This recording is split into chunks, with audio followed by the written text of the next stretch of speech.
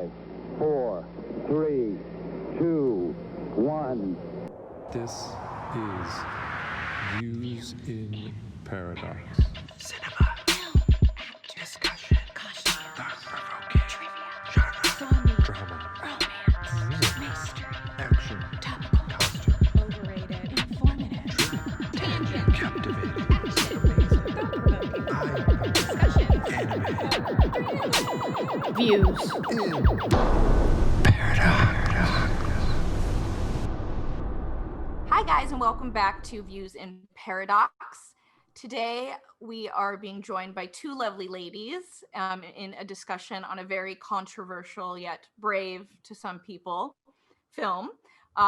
Before we get into that, I just want to discuss a deep loss that America experienced yesterday with the death of Ruth Bader Ginsburg. She was a member of our Supreme Court Justice, and she was 87. She died on September 18th, 2020. And she was a leader in the fight for women's rights. She pioneered the rights for their rights, basically, and became the cultural icon of a much younger generation, to the point that we affectionately called her the notorious RBG.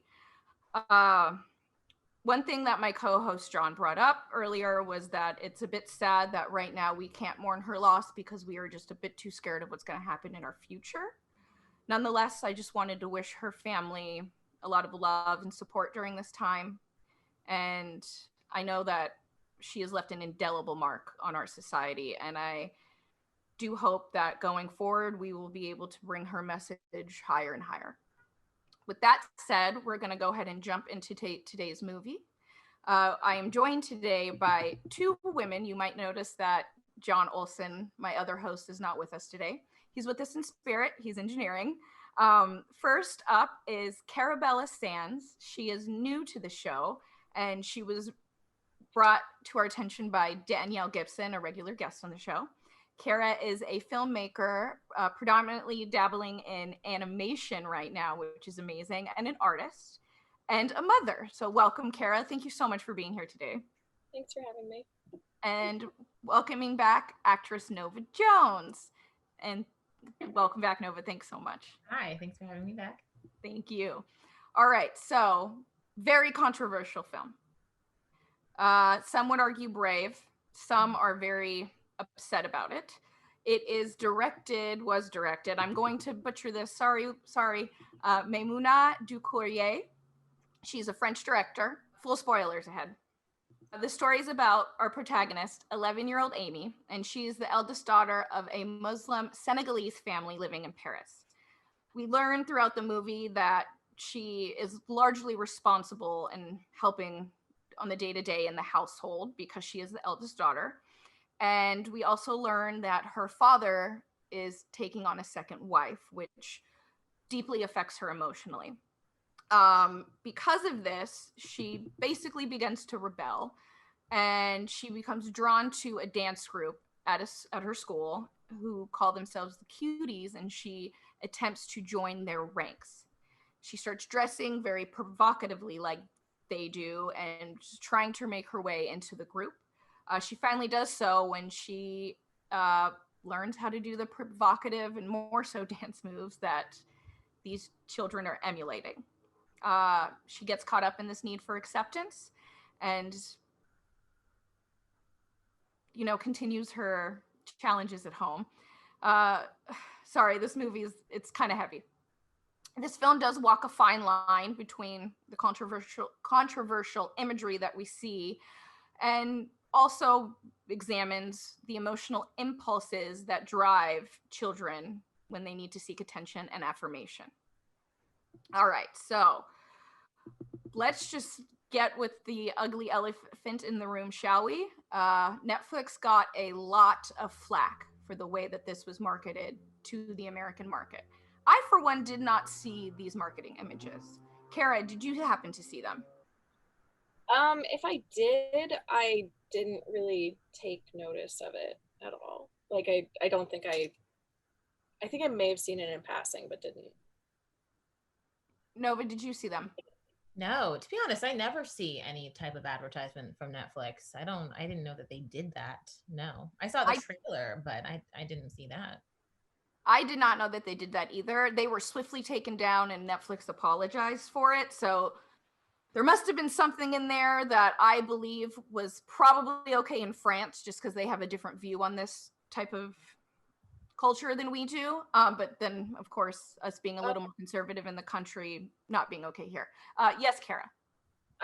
So they actually had a completely different ad in France. That was just the girls after their shopping trip, like running down the street. So a much more innocent.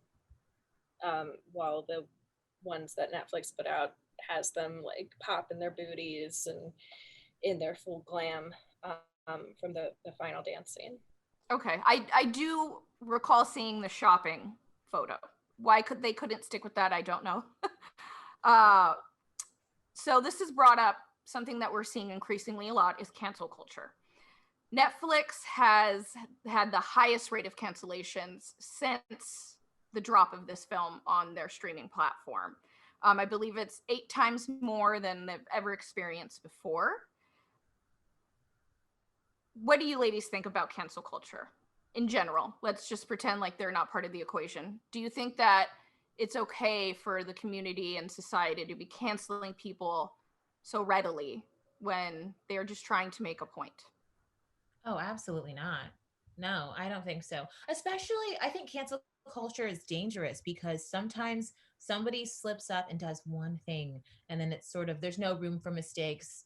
That's it. You're done. Cancel you, cancel you. And I think it's the same with what's happening right now, where Netflix decides to put out one movie that it's controversial, but to cancel all of Netflix because of one film when Netflix has put out so many films that are inspiring to people and bring good. They've come up with so many great eye-opening documentaries. I mean, they're the ones that really embrace filmmakers and what they want to create. You know, it's a business, but not so much as what we see in network TV. They're not over. I've seen them take over TV shows and they have free reign to do whatever they want. They could sexualize it all they want and they don't. They just make the story better. They give the actors more great scripts to work with. So I definitely don't think that it's appropriate. And I don't know. I just think that cancel culture can be so unforgiving and it's a pick and choose situation where sometimes the people that shouldn't be forgiven are and the people that honestly just make small mistakes here and there, that's it. Their careers are over. And we've seen what happens to people that are canceled. We see what it does to their careers.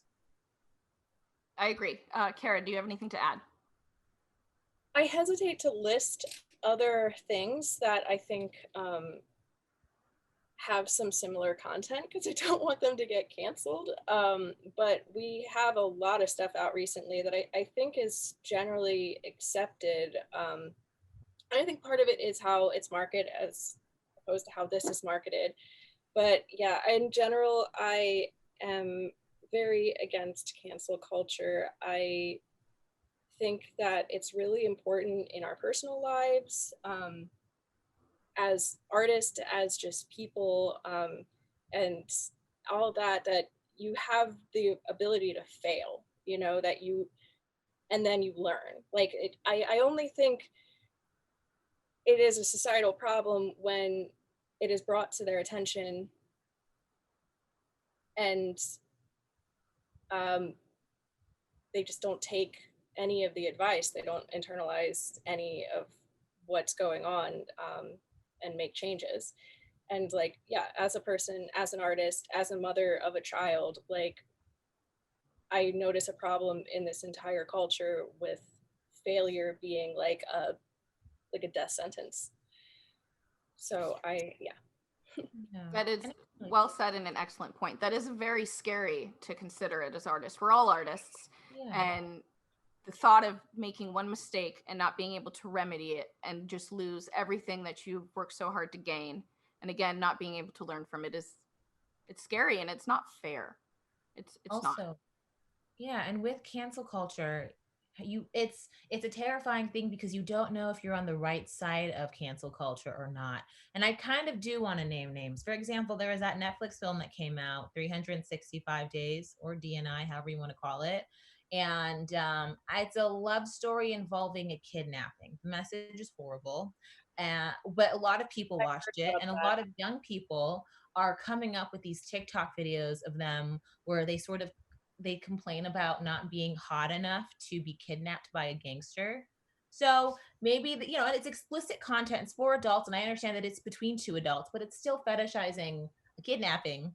And there are people that are very young that are going to have access to watching that. So if it's really about protecting the children, then why would you put out content like that where it's actually incredibly offensive, and it's not really a fantasy come to life because boundaries are crossed, and they're still doing that. And nobody said, cancel Netflix because they came out with this movie. A lot of people think it's great, or a lot of people like laughing about it, and nobody realized that context is just as important than a movie where something that you see makes you uncomfortable.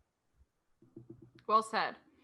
I think that brings us into our next point is depiction of things in art does not mean endorsement.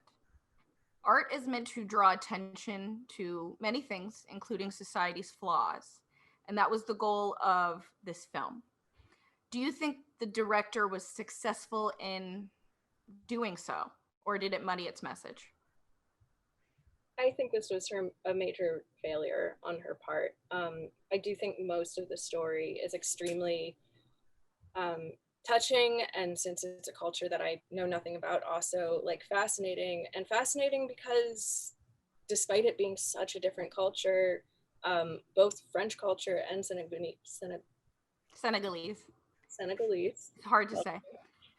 um, both of these cultures are foreign to me, but like the experience that Amy has is extremely relatable to me. So I think it's actually like a really successful and fantastic film in most respects, and really its only failing is the strange pacing and tone shift of these scenes with the children, and the excessive crotch and booty shots. Yeah, so I think she definitely failed on that, but she succeeded in a lot of other ways. And I would be really honestly sad if she was canceled because of this and can't grow and evolve as an artist and a filmmaker and learn from this and make even better works than this.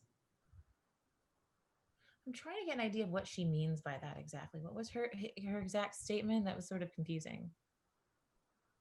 The directors or Yeah, Kara? what was her aim again exactly? The directors, correct? Yeah, the directors. Let's see. Her goal was basically showing society that this is what these girls are up against these days, and that we are over sexualizing women, and therefore the only way that girls, especially in Amy's situation, because she comes from a very conservative family who never talked to her about sex, this is the only way they can learn. And I have to agree with Kara. I think some of the shots took it too far. It left me wondering whether or not the message could have been the same without those. I mean, if we're getting into shots right now, I think that was really the most, when I first watched it, I came out with a post, and that was my biggest issue with the film. I understood where it was getting at. And I understand that she has a message, but the way you shoot something, the way you edit something is also going to add to the storytelling. And so that's going to change things.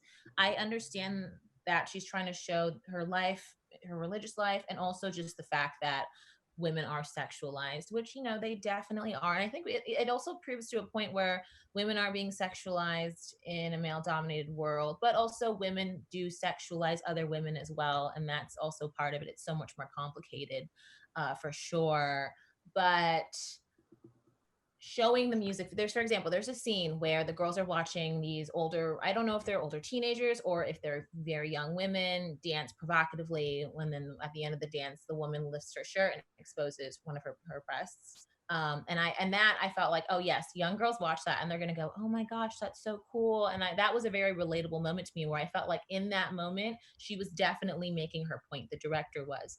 However, the close-ups, as you two have been saying, that's the one that really unsettled me. Why are we watching one of the girls and having a close-up of their butt, or them bending down, or them putting their fingers to their lips provocatively? Because those were actual close-ups. It's not like we were shown, because in that scene specifically, they were recording themselves dancing. So why aren't we watching it through the eye of a camera phone? That would make more sense. We're seeing what the camera phone is seeing, not what some cameraman or woman is doing, going close up to these girls and telling them, make dance like this, dance like that, I'm going to get this shot here. That's very uncomfortable.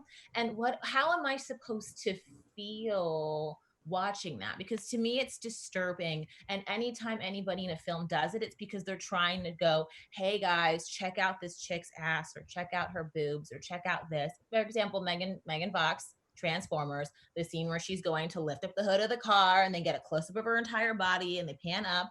That's the intention. When you do stuff like that, how just because you've changed the storyline doesn't mean that shot's going to change anything at all. It's the same thing. It's going to bring about the same message, and that's how we're going to see it. And so it's disturbing when you're doing that, because it takes away from the message. I think that's why subconsciously people are angry, but a lot of the people that are watching it, they aren't filmmakers, so they don't know. They're just like, I'm mad and I don't like it and it's inappropriate, but they can't really specify, oh, it's these camera angles, it's these close-ups. Yeah, I think she wanted to make us mad, but I think she did it, there was just a cutoff. And I do think it could have been shot without the close-ups entirely, or having one, you know. I think one towards the end when they're actually on stage in front of pervy freaking men, like having one to show like these are like children gyrating their hips in front of adult men, and they're like, yeah, and the parents are like, you know, it's those feel like they were filmed by somebody else, and I can't understand why their tone just doesn't match. And also, like, I understand the intention to some extent to like want to put us in the girls' heads, but it is a little bit muddled because I don't, when we saw ourselves dancing like that when we were 11, 12 years old in our grandmother's basements, no, I'm getting really split, you know, MTV at 3 a.m. But Yep. when we did that, we viewed ourselves from that distance of those like girls looking fantastic. We didn't see our like underdeveloped butts and groin areas gyrating. We weren't seeing that. We were seeing music videos. So I guess like she's maybe thinking that's what they're seeing because they've seen those exact same shots being done of older women. And so they're like, yeah, my crotch. But it's just not, if that is the intention, it's just not clear enough, and it's excessive. And I know as somebody who makes films, and I'm like very often pushed to put more like expositional type shots in, because they're like, oh, well, like this wasn't there. And I was like, yeah, it was. And it's like, well, they blinked or whatever, you know, or just looked away and got distracted or thought of something else or whatever. But it wasn't on there long enough, or like, it seems like Hollywood movies have like a really important thing hit home like 3, 4, 5 times, you know, to make sure the audience knows, oh, this is a key plot point. But I think it would have been okay if people missed that shot. I think they still would have gotten it. And if then in reviewing, they see it that time and they're like, oh God, the darkness, then that would maybe be okay. But yeah, just over and over and over again, and just really focused on it. I completely agree with Nova that it makes a lot more sense to have just been filmed from a phone camera and it be the like actual music video and then them panning out to be looking at the music. I agree. That would have been a simple solution that would have still driven the point home. Her argument, I read in an interview, was that it was meant to convey that these girls are not yet sexually developed, but they're partaking in these moves. Again, just like Nova suggested, it could have been done that way. I don't want to take any creative freedom away from the director, but I was very deeply disturbed by this. However, one thing that I did notice, at the end of every time that they had these scenes, these montages, it always ended with them being 11-year-old girls and showing that they didn't know what they were doing. So they were either falling on each other, giggling, or just doing something that like 11-year-old girls do, right? Not what these music video girls do. But nonetheless, it was disturbing. And I think there are maybe many ways it could have been driven home without the excessive need for those shots. And these are real girls. Like, these are real children that are now going to spend their adolescent years going through internationally being the girls that did that. And, you know, maybe if they never act again, they can just disappear into obscurity, or maybe not. And it should have been taken into account, you know, that these are like actual girls that have to deal with the repercussions of this. Like, you can't do that without wanting to be controversial. And I think that if you're doing it to be controversial and you're using young girls, that's where it gets into that conversation about exploitation. Definitely. One thing I want to get into, a statement from the director before we discuss did this film exploit these actresses, is she said, the director, during filming, we were extremely mindful of their age. A trained counselor was present on set. There was no nudity except for the 1 second shot that Nova spoke of where they see the exposed breast on a music video on their phone. And the project was even approved by the French government's child protection authorities. With all that in mind, and I think I might sit this one out because I do not have children, but Kara, do you think that this film exploited these actresses? I have had someone in our group argue that they did not, because these girls were 14, and at this age, they are old enough to understand that the point of the film they're making. And this woman also said that she would have proudly done this film at this age when she was a child actress. With all that said, Kara, what is your take? Oh boy. Yeah, it's a lot to unpack. Add in that, you know, the woman who had her virginity taken by David Bowie when she was, what was it, 12, 13? She's super proud of that too, and it now super defines her. She's been a groupie for life and now sends out groupies to rock stars, curates groupies to rock stars, which sounds suspect and exploitive possibly in itself. I think the difference being her as adult thinking that she can handle that at 14 and her actually being one of those actresses is a pretty wide divide. I don't think at 14 I would have understood the implications of doing those things. I'm not sure I would understand the implications of doing those things at 18 or 19.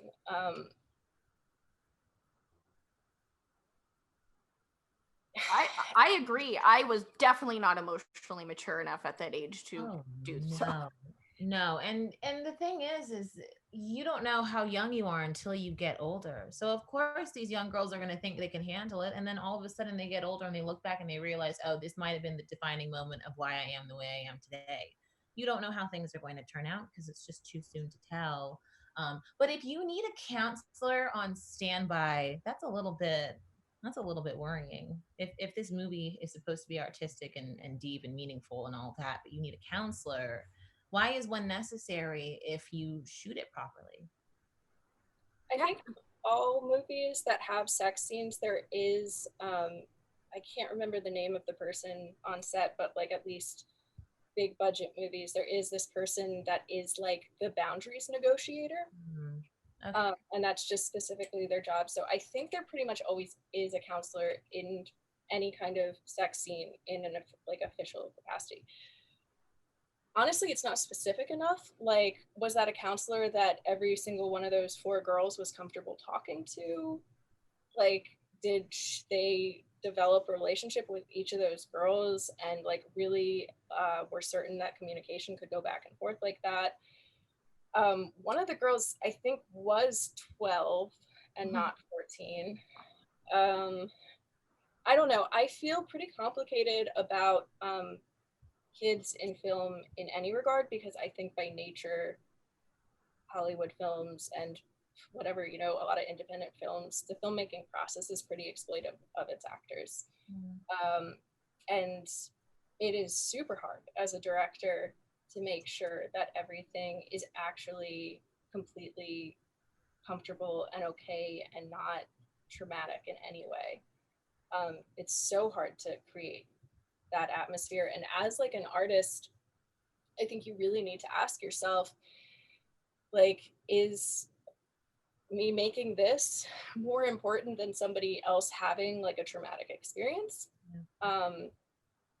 So yeah, I like personally, I don't put my child on social media. Like, I don't think that kids should be performing before they've formed their, like, at least in a hugely public sphere where it's like international and they're going to get commented on by strangers. I don't like, I think that, you know, a school play is one thing, you know, like testing ground maybe, because then even that has huge repercussions. Your pants falls down during a play or something, then the rest of your school career is hell.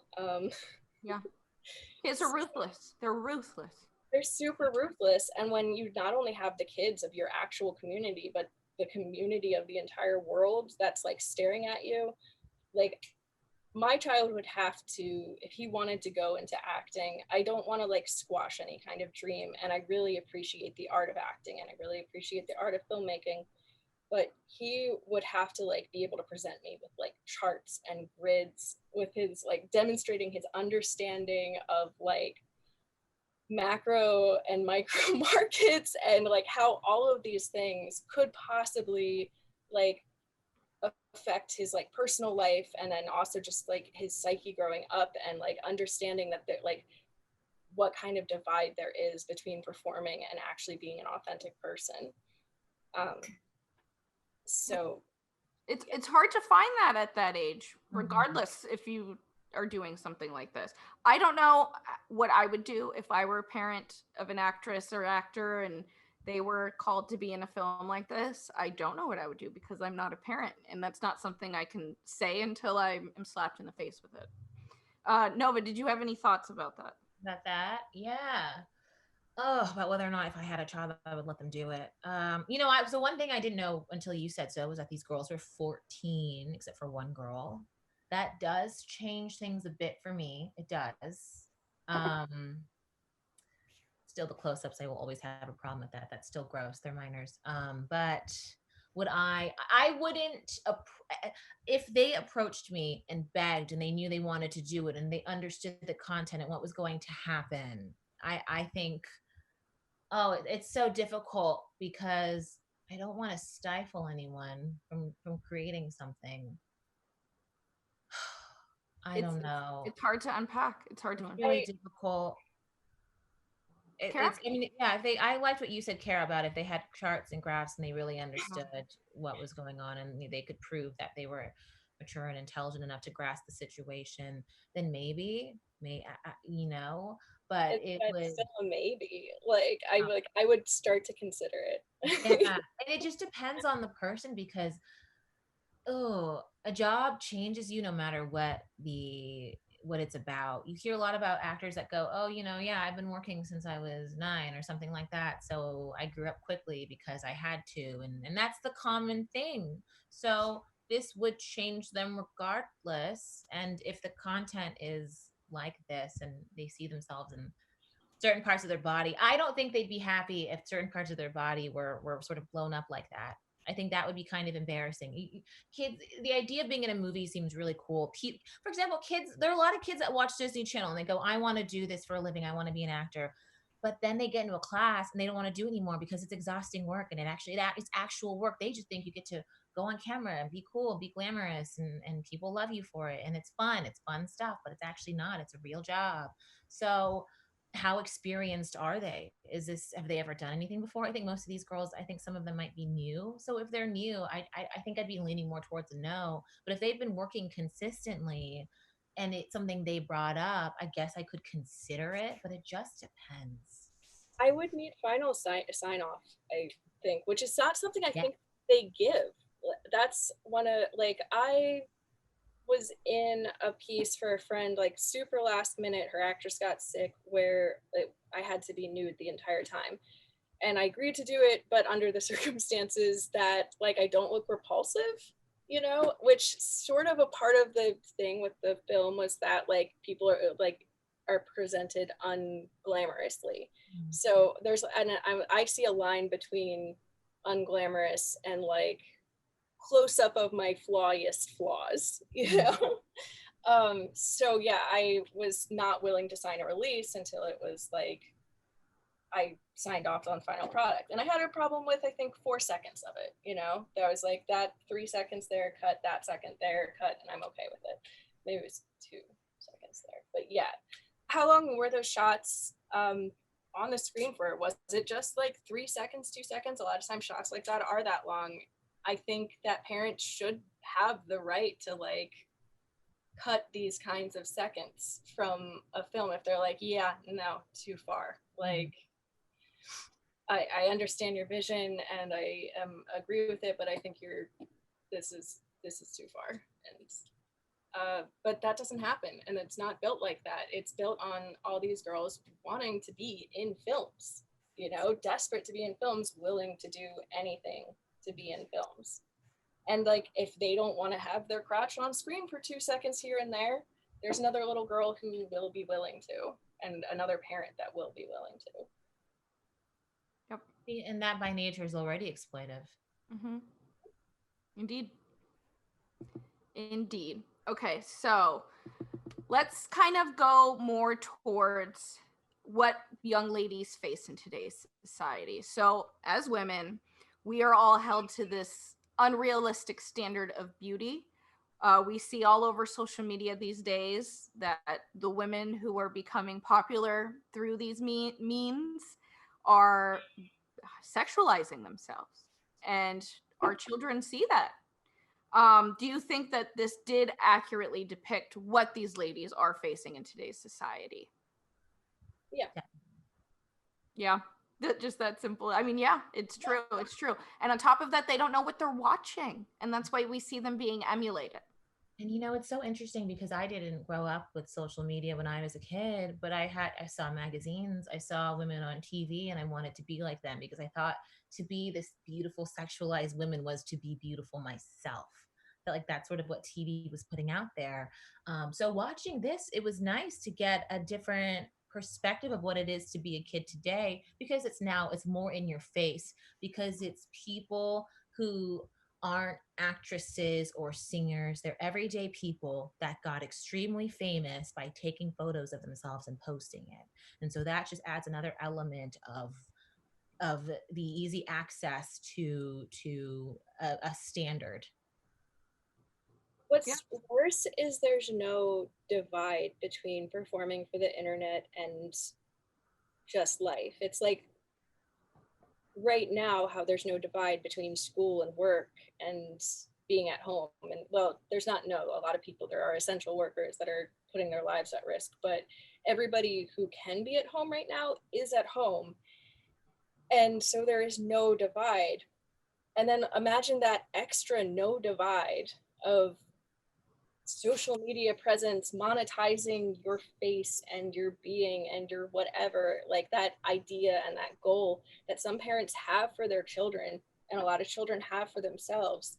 Like, there are labor laws that were put into place way too late, but they are there now since the 80s for children on set. You know, they can't be, I think, on set for more than 4 hours a day, if I remember correctly. And I think one of their guardians has to be there, and there's always a tutor there, and there's like, and it has to be done by 11. I got to work with some kids last summer on something, so it's like I got to see that firsthand, and it honestly did look relatively safe and non-damaging. Like, it seemed like a pretty nice experience for them, but that was a different kind of show, really. And Right. yeah, and when it's just the internet, like, a little girl can like post her butt on the internet like 24 hours a day. A parent can film their kid 24 hours a day. There's nothing telling them they can't. Right. Yep. And we actually see YouTubers who are like the YouTube families that completely exploit their children and monetize them. It's actually quite sad without their consent, which actually kind of leads me to another thing that I had some issues with in the movie, but not nearly as much as the close-ups, was that there are a few shots of like her mother fixing the dress and really uncomfortably, and like the priest touching her, not sexually, he just touches her on her head, but it was just like they were forcing their touch on Amy. That also made me kind of uncomfortable. And I think that we're starting to learn more as a society about these kind of issues. Like when I was a child, you know, you come home to see the family, or, you know, you go to grandmother's house and they're always like, give your grandmother a hug or give your grandfather a hug. And maybe you're in a bad mood and you don't want to, but they make you, right? Or your uncle's creepy. Or your uncle's creepy, or, you know, and these are things that people don't think about that I do really hope that one day becomes more ingrained in our society that we start thinking about. And perhaps this film will help with that discussion. We'll see. I mean, I think it all ties back into itself though. We're like living in a really authoritarian society. And that's why failure is punished and not like a learning exercise. It happens in our schools, it happens in our homes, it happens in our workplaces and our personal lives. We are told we just have to do things because the government said so, because our boss said so, because whoever said so. Like all these things like stem from the same philosophy that like, and that's I think the thing that really is making everybody mad, because at the beginning of the film, the reason Amy is so upset and acting out is because she is living in the other side of the coin of that society. It's not, these are not two different worlds that she is like traversing. This is just the same coin and two different sides. Like what she needs is an entirely new coin. Like, yeah. Excellent. Yes. Excellent. Yes. Yeah. I also wanted to talk about our growing up. And the friendships that we kept. So I think we are all of the age to have been victims of the three-way call attack. For those that aren't familiar with it, it's where one of your friends calls you and basically ropes you into talking shit about one girl. Meanwhile, that girl's on the phone and you don't know, and then they attack you back. And that's kind of what this brought up for me, because there's a lot of moments where the girls are just nasty to each other. They're nasty to Amy at first, and she's still so desperate to excuse me, I just spit. She's still so desperate to belong to their group. And then they become very mean towards a girl that was already in their group. And then at one point, Amy pushes that girl into the river in order to take her place in the contest. Was that foreshadowed? Did she say she couldn't swim? Because I was wondering about that when it. If she did, I missed that. Nova, did you happen to catch that? I didn't hear her say she couldn't swim. I didn't know. I when that happened, I thought she was drowning, but I didn't know that she couldn't fire. I feel like that should have been a smoking gun, because it feels like a loose end, but from the other end of the loose end, you know? I didn't love that move though, when she pushed her in so that she could go. I don't know how I felt about it. I don't know. I would have liked it a lot more if that girl made a huge deal about not being able to swim at the beginning. Yeah. Like, because then it would have been a bookend to that. And yeah, it felt unfinished almost and out of nowhere. Just thrown in there. That wasn't developed when everything else in the film was. Right. Well, actually, there was another part that I think you commented on, Nova, that felt thrown. I said that, I'm like, oh, I think I know what you're talking about. Yeah, that felt thrown in there, and that was when she is fighting with her uncle to get her phone back, because it was a phone that she stole from her uncle, and she starts to seduce him to try and get what she wants out of him, which is the second time now that we've seen this in the film. She does it to get her and her friends out of trouble, and now she's doing it again to try to get her out of trouble. And then she takes this phone, locks herself in the bathroom, takes a picture of her lady parts, and posts it on social media, which her friends also vilify her for. And this brings up one that we just said, that it was just thrown in there. I have no idea why. Do either of you have any idea why that was thrown in there? No, because nothing about the film would have showed that that could have been a rewarding thing for her. You know, you do things because you think you'll be rewarded for it, even if it's risky. No, that felt, at first I thought when she did it, I thought, oh my gosh, is she gonna frame him? What is she doing? Yeah, I thought that too. There's like a couple of instances where it's like I thought one thing and then something completely different. Exactly. But I mean, I think I do have a take on it. Like that scene didn't bother me as much as it bothered everybody else, it seems. Because it was tastefully done, for one. Like we don't see her gosh darn crotch. It was tastefully done. I agree with you. And like it's both in that scene and the other scene where she tries to seduce the older men. It doesn't work. The men are disgusted, and they like the first scene, they just let them go because they're just freaked out and they don't even know what to do or say at this point, because they're like, oh god, are these girls gonna say we did something? Like, just go, just get the out of here. Yeah. And then the second time it's like just pure and utter disgust. And I think that ideally that's what should happen in those circumstances. But with my experience as a 14-year-old girl, I had people, just strangers. I had a stranger once come up to me and freaking neck me. Ew. Out of nowhere. And then their friend pulled them off and was just like, oh, sorry, he's drunk. Oh my God. You know? Like, I had so many inappropriate things happen to me when I was 14 and I knew how to say no to things. You know, a lot of my peers had no idea how to say no to things.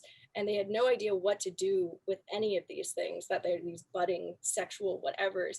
And they were just taken advantage of. And I saw it happening around me. Like, there's a lot more freeze than fight or flight when you're 14.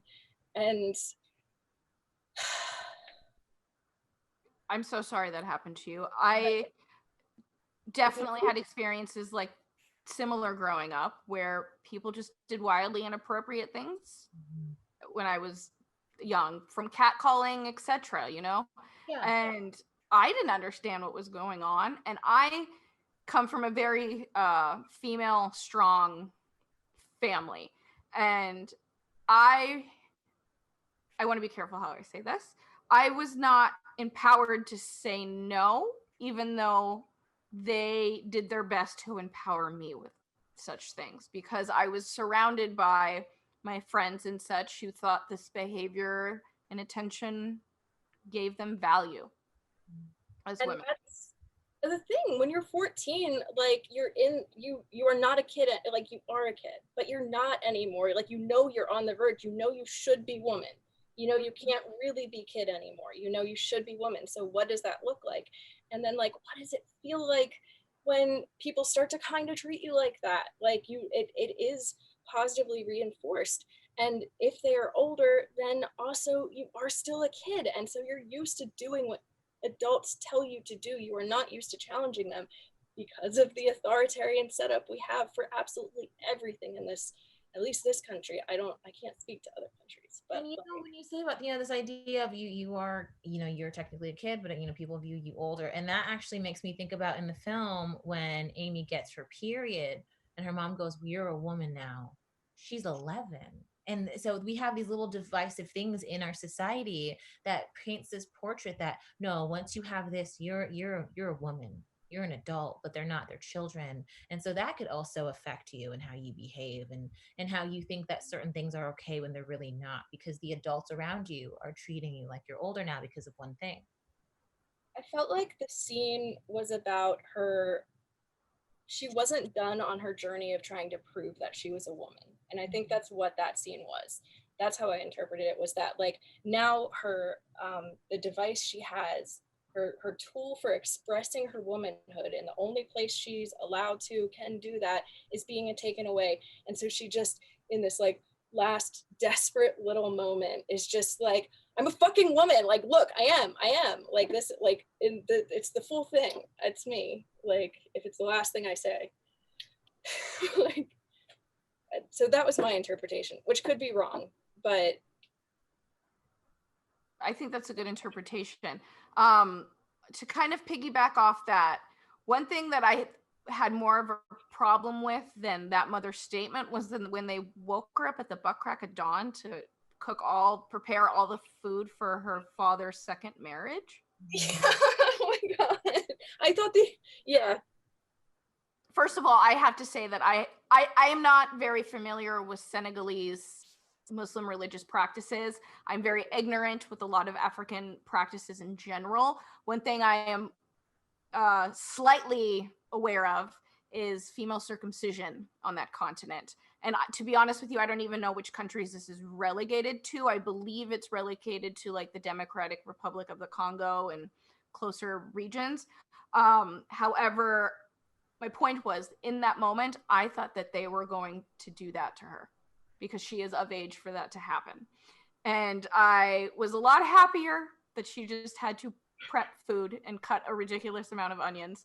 But that still kind of irked me that now she has 11 years old. Now they're like, you're going to learn how to become a woman today. Chop this ridiculous amount of food for your father's second marriage, which no one asks her how this is harming her. And she's just bearing this responsibility. Well, that's a huge cultural thing, and I don't know that they were trying to necessarily shape her. I think I would suspect that she's done it before because she's a woman and it's her role. And I thought that was I thought that was sort of an important thing to show. Because I can think of moments even in my life as a kid where I was just a kid and I had all this responsibility. And so that really kind of got me thinking. But yeah, I think that's sort of a cultural thing that I can't comment on as an American who isn't. I'm not just looked at as somebody that's meant to cook or clean or something like that or help prepare something. But I mean, if you look at the movie as a whole, she's the one that's in charge of taking care of her siblings the entire time. So I feel like this definitely joins in with that as well. But I definitely didn't think about that. I didn't think about what that could have meant and whatnot. I don't think I thought that deeply, but it's definitely there. Definitely. I come from a culture where I'm Iranian, and our women's places are in the kitchen. However, I was very fortunate enough to have a very modern mother. So I never had to really experience that. Of course, she taught me how to cook and, do these things, but it was always at my own discretion and with my desire to do so. I am definitely not able to put myself in Amy's place in that situation. So I just looked it up. There are female circumcisions in Senegal. Okay, thank you. So because that scene is very menacing. There's like a darkness and a tension to that scene that's very palatable, and it didn't make sense when it was just cooking. I assume I saw it as a way to create tension because she needed to go and be in that dance. She needed to go to that audition. So that's for me, I didn't view that scene as something that's particularly menacing. Maybe as views as Americans, we think, oh my gosh, what is this? But, my dad's from Nigeria, my mom's from Malaysia. So as a person that comes from a little bit of both, even though they are totally Americanized, watching that, I don't know that I kind of just thought, oh, that's unfair. She has to wake up so early, but I didn't think that it was bad. I just thought it's just the culture. It's what she has to do. It's bad because she has to do it because she's a woman. But as a whole, in other countries, when you're the eldest, or I mean, I can't speak up on behalf of her gender, but that's just what you do. You help your parents. It's sort of the norm. So I don't think it's necessarily menacing. I thought it was a way to create tension so that we can kind of see, oh God, she's not going to be able to make it to the audition. What is she going to do? I wasn't thinking about the audition. Oh, go ahead, Kara. Go ahead. Sorry, I wasn't thinking about the audition at that moment, though. I wasn't thinking about it until she started thinking about it. I don't know. Oh, but it is illegal now, so anybody who does it goes to prison. Yes, thankfully. Whew. I didn't start thinking about her dance competition until like we were told to start thinking about it. Yeah. The whole time I was in this very dark place wondering what the heck was going on. And then I realized, okay, she's just cooking, thank goodness, really. But do you So- think that's because of your viewpoint on what you think that culture is like? So that sort of, because I didn't think about that at all. So do you think that might have colored it as a person from America thinking about another culture that you're not a part of? I think so. I think it definitely colored it. And I think another point of it was to show the juxtaposition, maybe not juxtaposition, but like the value that her culture, where her family is from, puts on women and where their place should be juxtaposed against now this Western culture and how women are valued. And how a young woman is seeing this is their views and likes on social media that are brought up because of these sexual messages that these women are seeing, that these girls are seeing. So I think that was another point of it, maybe like a nuanced point, but definitely my dark thoughts during that process were definitely colored because I am very fortunate and did not have a lot of responsibility at that age that she carried. When I was 9, my mom like showed me a documentary on female circumcision, and it traumatized me pretty badly, and is always just sort of stuck with me. So I think when like the bowls were laid out, and I remember also like I don't know, that was like it felt the same tone, and also at least very briefly like arrangement of those things. And I don't know if the director like intended that at all, and that is just our projection of like maybe seeing the same documentary. I don't know. Perhaps. Personally, I do think it was intentional. I do. I definitely not going to be received by, I think, most of its Western viewers. And I think maybe because we have been exposed to that horrific practice, that maybe we're more likely to see it. And then also colored with the fact that we see it as barbaric, right? And so we're expecting that to happen because of the dark tone that scene has. I mean, barbaric, I don't know. I mean, it doesn't make there's something like so civilized about her mother.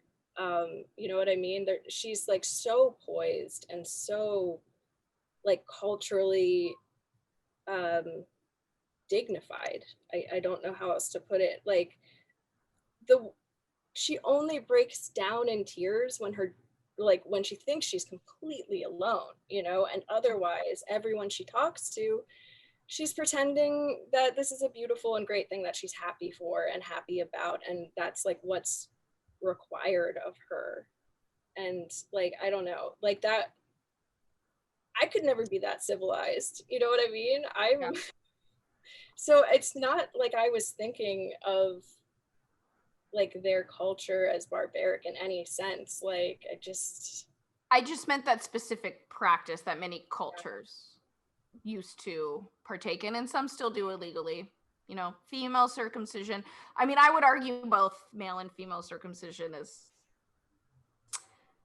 quite barbaric, if you ask me. my son is uncircumcised, so I guess I don't agree with unnecessary surgeries.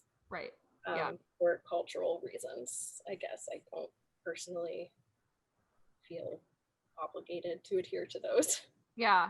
But more so, female is very barbaric because they do it once they come of age, quotes, if for those who are just listening on the audio, and they do it without any anesthesia, anything.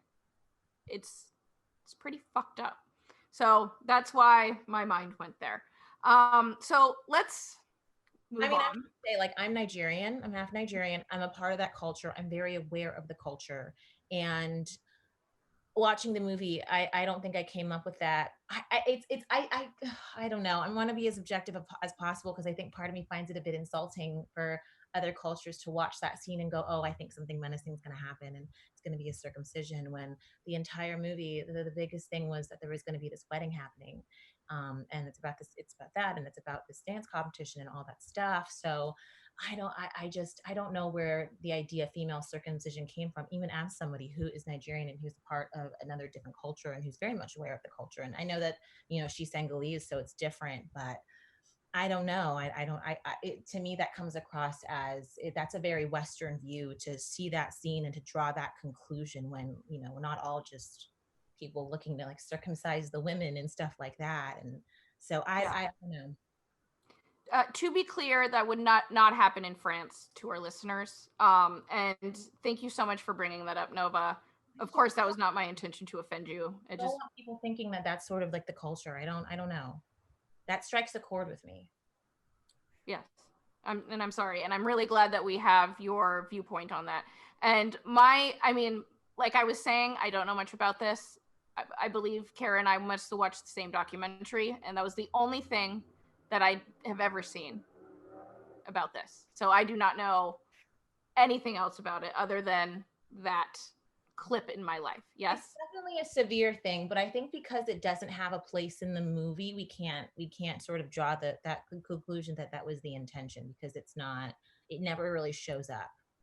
This idea of fertility and whatnot, and sex is there, but not in the means of production. Right. Fair point. Okay. So let's talk about the value that young girls and even people our age are putting on social media, and the self-esteem that they are completely putting the responsibility on of social media. So this film talks a lot about that, just a lot about that. And we see Amy's face light up like, she had just been taken to, we'll say, Disneyland for the first time when she gets her first like. And then we see her again at the dinner table with her notifications just going off because of the dancing videos that they put on their social medias. So that was, again, like I said, another huge point in this. And I was just curious, ladies, how do you think that we should go about kind of separating ourselves from that? Because I think even I am guilty of things like this, that I may put too much of my self-esteem within social media. And how do we stop our kids from going down that rabbit hole, whether it be our nieces and nephews or sons and daughters or little cousins? Can you? Do you think it's possible? No. Because it's so ingrained. Unless, I think the only way for it to happen is if social media goes out of style. Yeah, I think I agree. That, or just educating your child so thoroughly about social media that maybe they don't want to join it, because I think anybody is susceptible to it, not just children. It's maybe more detrimental to children, but I definitely think all of us are guilty completely of like putting way too much value in social media, putting too much of our time in social media, putting too much everything into it. So yeah, have you guys watched the other movie on Netflix that was about social media that just came out recently? Not yet. That documentary that just dropped. Hold on, let me look it up. Yeah, I forgot its name. But yeah, it has like a bunch of the people who founded it, founded different aspects of it. The person who invented the like button, like all these different people who are very like crucial to the history of social media. And every single one of them is like, it is completely banned in like my child, like I am keeping my child off of it, like it's fire, like I don't think they actually said that, but they were very like clear that it is not something that they want their children engaging with, and it's something they created. It's so understandable, and like that's kind of worrisome that these creators are not allowing their children to partake in something that they created. P.S. The documentary is available on Netflix, and it's called The Social Dilemma. So what they were talking about was how addictive social media is, how addictive the algorithms that they've developed are, and that they didn't mean for it to be that way initially. These programs, most of them were like developed by like starry-eyed people who thought about bringing people together, for the most part. And but for that to happen, they had to make it grow. And so basically they created algorithms that made people want to devote as much time as they possibly could to social media, like just to keep them there. And so they don't show things that make them click off, and they show them more things that make them click more. And there's no regulations on that now. So yeah, I there's things I love about social media, and I have at least one of my very best friends is somebody I met through social media, and there's somebody that I only know through social media, that I'm pretty good friends with. So to say it's like worthless or should just be destroyed isn't the answer. It seems like the documentary has a pretty decent answer, that and that is to figure out ways to make it less addictive, like that it should just serve the purpose that it serves, which is to connect people, to keep them in contact, not to keep them on the site no matter what. Yeah. I mean, I do love that about social media. It is great in that sense, but we're also seeing it being used in terrible ways and in ways that are going to affect our youth, in multiple ways, not just in sexual glorification. Yeah, this is not a question that I think is an easy answer, as everyone just said, no, there's no way right now. Because even in the film, the girls address it. Amy she takes the phone to get access to Instagram, but then the other girl, Angelica, she talks about how her parents won't even let her have a phone and whatnot. So even with that, even though she's prohibited, she's still active and she's still finding ways. So that's a tough one. I don't know what we could do. Yeah, it's they will still find ways, you know, like they have finstas. Even I have a finsta, for crying out loud. And it's there's always gonna. I lost the trust of a girl I used to babysit because I guess I found her finsta and I didn't know what a finsta was. I don't know what that is. And it said that she was like a dumpster trash or something like that was like her about her, and I was just like, oh my god, and no you're not. Oh, Nova, and for those listening, and I'm super sorry, centennials and millennials, I'm about to drop your secret.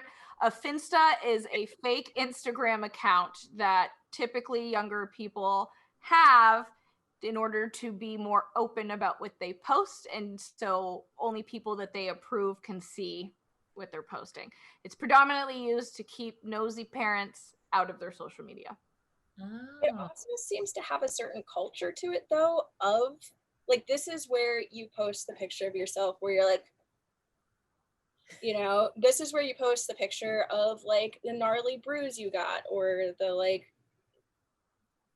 wound, you know, this is where you post like less flattering things and less flattering thoughts about yourself. Like it seems to have this culture of like, I don't know how to like explain it exactly, but in Baltimore, filth is like a part of our culture. Like there's like this undertone of appreciation for filth and filthy things, and it's because of John Waters.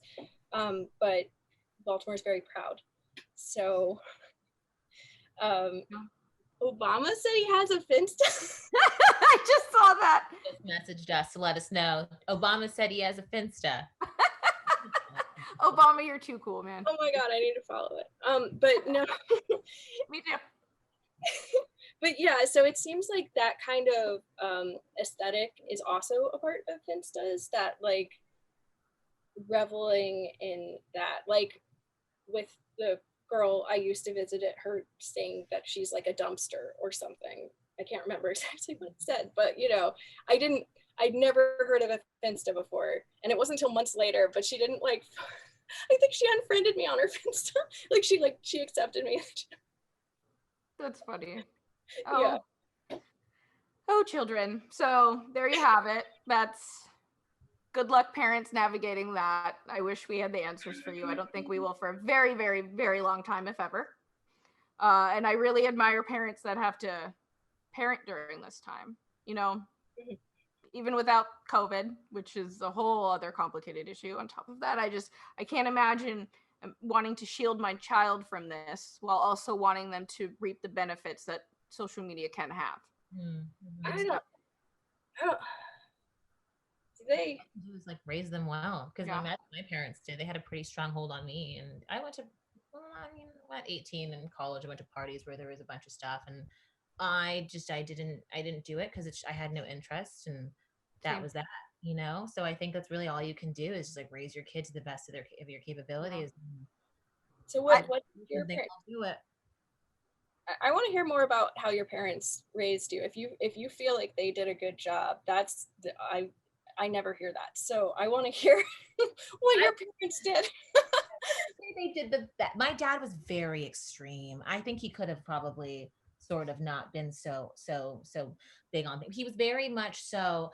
I remember being a kid in the second grade learning my multiplication tables, and if I didn't get a question right, I didn't get to go to my friend's birthday party. So it was very, very militant, and it was a little over the top. And usually people tend to rebel, but then my mother was on the other side of things, where she gave me so much freedom, and she really just let me do whatever I wanted. And the good thing about my parents is if I really wanted to go somewhere, that I didn't have, I had to ask in advance, but they didn't have to talk to the other person's parents and verify and do this and that.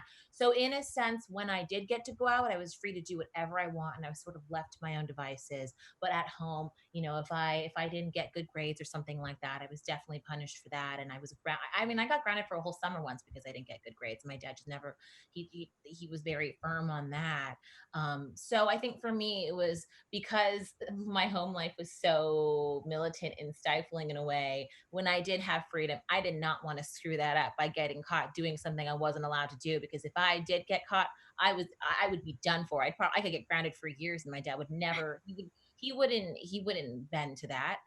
So I wouldn't say my way of being raised was the best way, but it definitely got me out of a lot of trouble. I remember one time getting grounded, and I happened to miss a sleepover where my friends tried alcohol for the first time, and they all got caught. And that was a really nice lesson where I was actually very happy that I didn't go to that, because I could have been one of them and it could have been a whole ordeal. But no, I don't recommend raising me the way my parents raised me. It's just funny enough, my dad versus my mother and their different ways made it to where I didn't want to mess up, because I didn't want to have to deal with my dad getting mad about that, and also just the embarrassment of getting caught doing something bad.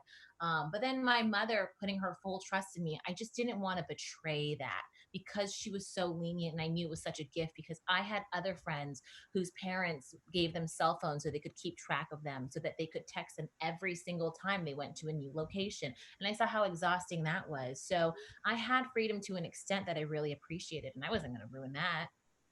Totally. I had a pretty free childhood myself, and I was largely innocent throughout a lot of it. A lot of my friends did drugs and drank, and I never partook in that. I partially because I was terrified of it. Let's not even talk about the consequences that I would receive from my family.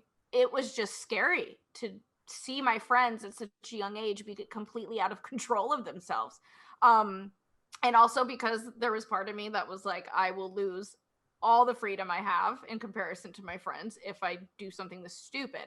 The only thing that my mother did monitor was my internet usage. And at the time, AOL was big. I was always on AIM chatting with my friends, and I would go into chat rooms and talk to people I didn't know, and she would monitor that. And of course, at the time, I was all up in arms about it, but like looking back, good on my mom. Yeah, no, very seriously good on your mom, because I went into chat rooms and I was not monitored, and I had inappropriate friendships with older men that I guess, thank God, were not in my city. Yeah. But yeah, I especially because I mean, I guess there's strangers everywhere, but there's just a way of the internet being able to get closer to you than just a stranger on the street, because it's a main line into your mind. It's not, you're like, and it fools you because it's like, well, I'm not touching you, you know, but it is, and it's shaping you, and it's it's really scary. So I mean, I think that's, I don't know. I found that I had my parents were like, they were bona fide neglectful, you know. So like I was put into foster care, and so and I had like a really hard time developing accountability to my foster parents, to tell them where and when I was going to be doing things, because I didn't have to do that before. But I also like was just I was extremely wild, you know, like in like the feral sense. Like I didn't want to wear shoes ever because I didn't, like, I spent most of my time not doing it, and it was just, but yeah, I think consistency, and I do think some level of monitoring is probably better. Just How do you do that effectively while maintaining your child's trust and your trust for your child? It's an impossible question. It really is. And I hope that one day we figure it out. I think you have to not, oh, I'm sorry. Oh, no, you go ahead, go for it. I think that it has to not be about like punishment if they misstep. I think like just being aware that you're going to have to take the time to have a lot of really uncomfortable conversations explaining certain things. I think that's at least like I'm going to attempt this, you know, and be present. I actually had, and I don't remember the name of the helicopter, but one of my classmates, my editing partner, Katie, she told me that she seemed like really well adapted, and she seems like she's excited for the world and happy about the world. But also she's cautious, you know. She has this really good balance of both, and she just seems really well adjusted. And so it made me like question her about her upbringing, because what else is an indicator of that, really? And she said that her parents' philosophy was to and she used this analogy of a certain kind of helicopter in war, because she came from a military family. And it's this type of helicopter that for the most part stays back the entire time unless there is actual danger and trouble, and then they will come forward to defend. But otherwise they just hang back, and they're there, and they're watching, and they're making sure everything's okay. So it's not like a matter of being punished, but you are being observed, I guess. Yeah. And hopefully that's, yeah. I wonder how much of this could have been remedied with, you know, educating Amy and her, of course, her other friends and their parents taking part and telling these young girls what sexualization is, what sex is, etc. So they had the armor that they needed when they went up against the world. I think some. Oh, I was gonna have Nova say her point, if you don't mind. Oh, you know, I actually have a little bit of a moment where I was sort of, social media was, I remember MySpace came out and I was 12 years old and I got one, and I wasn't supposed to because I wasn't 13. And my dad found out about it. And so I understand what it is to sort of get caught up in this world of social media, because I think I had that at first glance, and he freaked out. And I remember, and this isn't good, and I don't think you should do this. I think there was an effective part he had me watch To Catch a Predator, that Dateline show. Mm-hmm. Like, he had me watch hours of it while yelling at me as to why what I did was wrong. And that's not good. Don't yell at your child. I think watching it in itself and just going, you know, this is the danger of it. Please be careful. Please wait until you're this age. Talk to your child. Don't sort of talk at them or make them feel shame for something. Because I felt deep shame but I just got one because my friend got one and she told me to, and I had a photo of me with her, and I understand the dangers of it, but it's like in that moment it was like I was a criminal all of a sudden. So don't do that. But the documentary was effective, and I don't know how I would have turned out if I didn't see that, and learned from that alone and learned to be very careful when online.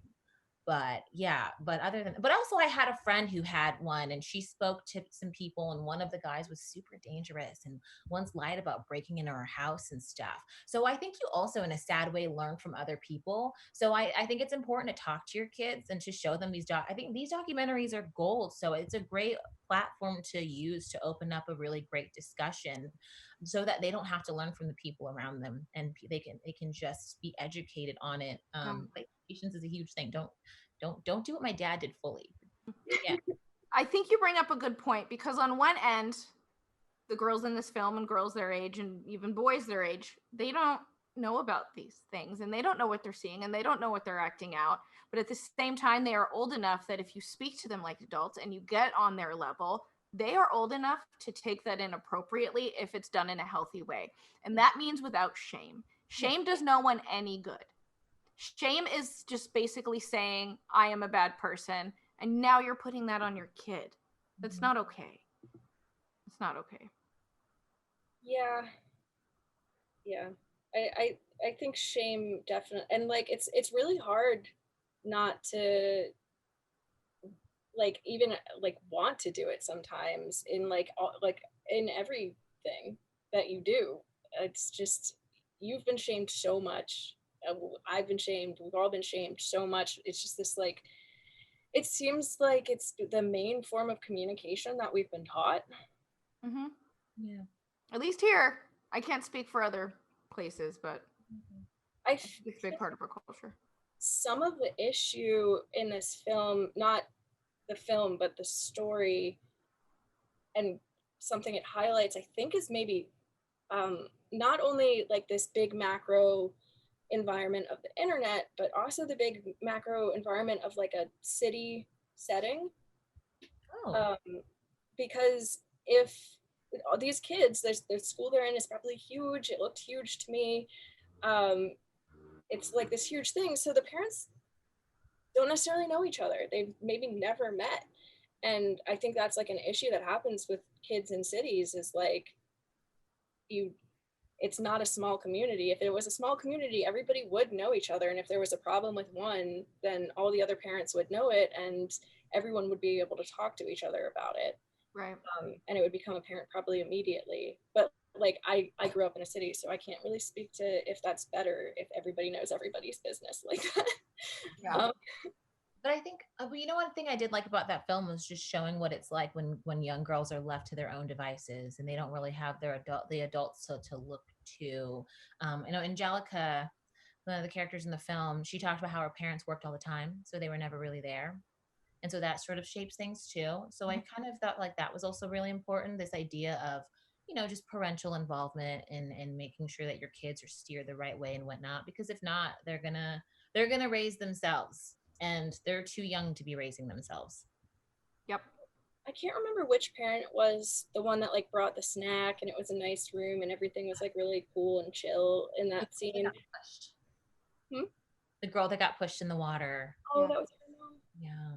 Yeah, that was her mom.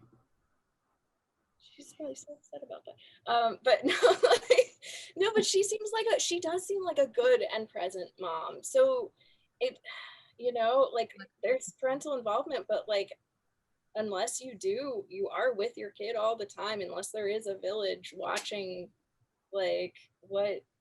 Yeah. It does seem an impossible thing to have a hold on. Like also some moms are like cool moms where they kind of let their kids do whatever. Because I grew up in a neighborhood where it was very much like that, where a lot of the girls in my neighborhood, I mean, they dressed exactly as the way that the girls in this movie dressed. It was, and they were 11, 12 years old too, because they thought it was cool, but also because Britney Spears was doing it, Christina Aguilera was doing it. They all wore tube tops and had belly button rings, and that was the cool thing. So I don't, that's kind of, yeah, it's tough to say because the parents were okay with it because they would, that was that was the norm in the neighborhood. But also their parents themselves had them very young. And I came from a neighborhood where that was sort of the cycle, where people had kids at a very young age. You got pregnant at 16, and then your kid got pregnant at 16. And so everybody, their timeline of what it is to be an older person is different. I'm sure to them, an 11-year-old kid is perfectly capable of making that decision. Yeah. Wow. So people that are watching this, they come from, I think, more suburban backgrounds. So I think that's why they're so appalled by the content, because Yes. kids don't do this. There's no way. I was just gonna say, I grew up in a very vanilla white suburbia neighborhood, and girls did not dress like this. And if they did, it was in secret, and they snuck it out in their backpack and not wearing it at school. But one thing that you brought up, Nova, that I thought was interesting, that I made a quick parallel while watching the film, is you said the cool mom. That brought me to Mean Girls. Amy Poehler's character? The daughter is watching Girls Gone Wild and emulating that. Now, of course, we don't see anything, but that was like a blip of social commentary in that film, right? And watching this, I was like, why couldn't they just make the point like this? I don't know. No. Okay.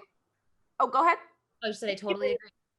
Yeah, I mean, well, there is the dance scene, and that has the same effect as like the final dance scene in this movie as well, when they're like doing like the slapping their crotches and such. Like, it's the same subject matter, and it's well, you know, I think all of them were actually adults, probably, but still, I mean, they were not playing adults. They're not playing adults.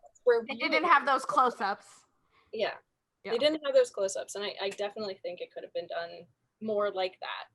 And just because like just the story of this is so like beautiful and interesting, like beyond the social media parts of it, like it, and that part of the story is like also just like cinematically told so beautifully, like the framing on everything, and like the setups and the mise-en-scene on all of that is just so incredible. It's like it was almost like there wasn't as much time put into the other part. And maybe that's because the director, she didn't grow up in social media, right? No. Not the way our kids these days are inundated with it, no. So she probably grew up with the Britney Spears, Christina Aguilera portion of it. So I don't know. I mean, I like definitely like me and my friends dressed like that, and there was not an issue with us doing that, other than our like older brother's friends would be inappropriate, you know, or strangers on the street. Like we're actually, you know, like there's definitely an issue with young girls who don't know what they're presenting themselves like that. There just is. And I guess like we need to start having conversations about that too, you know, like we're like, I think as parents, probably our parents probably, or whatever, thought like, oh, well, you know, they're kids to me, like to them we were kids. And so when we dressed like that, it was like when we were like walking in their shoes, you know, when we were like little, it looks silly to them, it doesn't look sexual to them. Right. Fashion sense, we're not trying to attract anybody. We just like the way it looks, right? It's cool because all the older women are wearing it, and they're cool. Because Christina Aguilera is wearing it, and I loved her as a kid. You know what I mean? I loved Shakira, and so she was always like, I just want something that's just going to show off my belly button. I want to be just like her, and that's it was an innocent request, really. Exactly. Okay, we're going way over time. We're gonna wrap up. Couple things. So first, I want to just apologize to Nova. I really did not mean to offend you. So mwah. Because no, thank you for saying that. Because the more I thought about it after I said that, I thought, well, you know what? When I was watching the part about her taking the photo of her, you know, of her vaginal area, I thought, oh, she's gonna frame the guy. So we're all gonna have initial thoughts of stuff. I thought the exact same thing too. I did too. Yeah. So if you guys both thought the same thing about this moment, then there's obviously something I'm missing in my experiences. So I need to be more open to that. Not necessarily, but you are completely entitled to feeling that way, Nova. And I think that it's like a question we should definitely always ask ourselves when we're looking at works from cultures that we are not raised in or very familiar with. Yeah. Well said, everybody. Okay. So with that said, I think one thing this film effectively did, which I think we can agree on, is that it got a conversation started that needs to be started. Whether or not they went about it in the right way is irrelevant. I think that this is something that everybody should watch. Some people are saying that this is not for kids. Some people are saying watch it with your preteens. That's going to be entirely left up to you, in my opinion, but watch it. I think it has a good message. What do you ladies think? I think Go ahead. no, Kara, you go for it. You.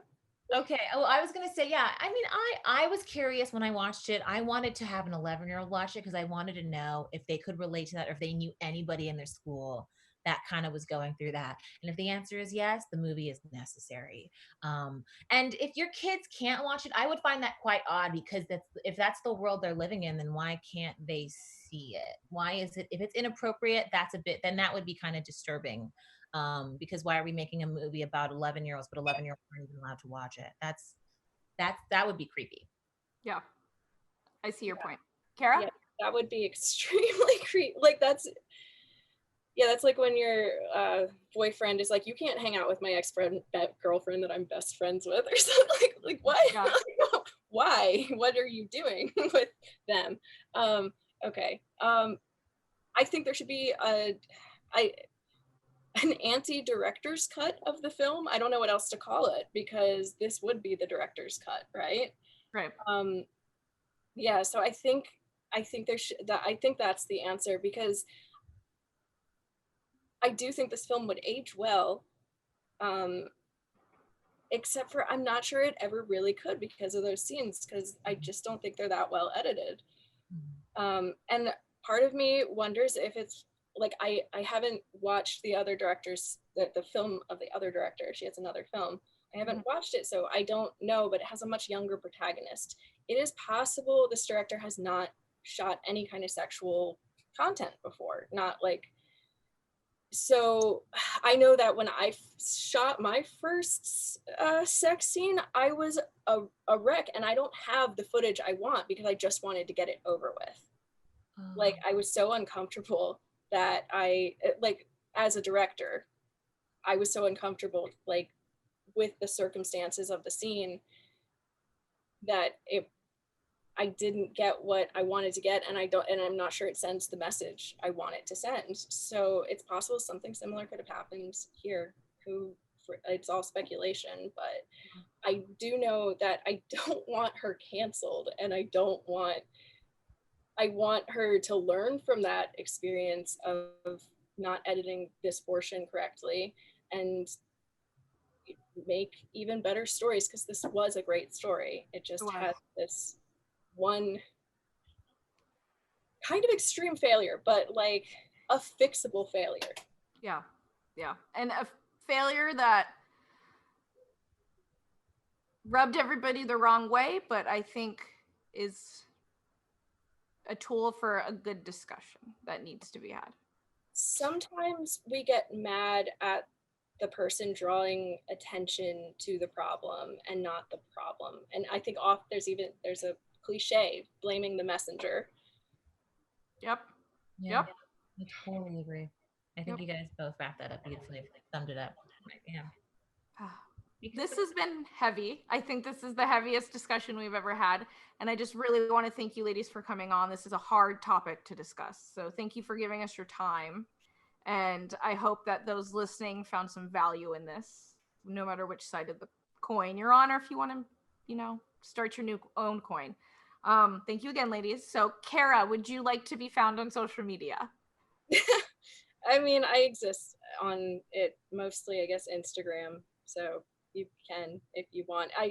I don't follow the rules. I post too much sometimes, and then I don't post at all for a really long time. It's really just a scrapbook for myself that I go to be happy in. So, yeah, I hear all that. Do you have any projects coming up that you'd like to plug? I'm not that's coming out. I'm always working on things, but Like an artist you are. Awesome. And Nova, would you like anyone to find you on social media? If so, Sure. If you want to follow me, check me out on Nova Jones 07. And as for projects, I just did we did another film look at Portrait of a Lady on Fire that did very well. So, you guys check that out, give it a listen on Spotify, YouTube. Where else is that? Apple Podcasts, so iTunes. Yeah. And on Apple Pod, wherever you get your podcasts. Yeah. And she also did a couple movies. You'll find them linked below in that episode or short films, and we'll link below in here as well for her. And Kara, we didn't get your handle for Instagram if you want people to follow you. It's at Carabella Sands. Okay. So I actually think I follow you, and I don't know how I came about doing that. I think I followed you because of Danielle. Okay. I liked your acting. Oh, thank you. Thank you. I know you showed up in my feed the day after our message started, and I was like, when did I do that in my sleep? Cool. All right. Thank you again, ladies. And with that said, everyone, watch more movies and happy viewing.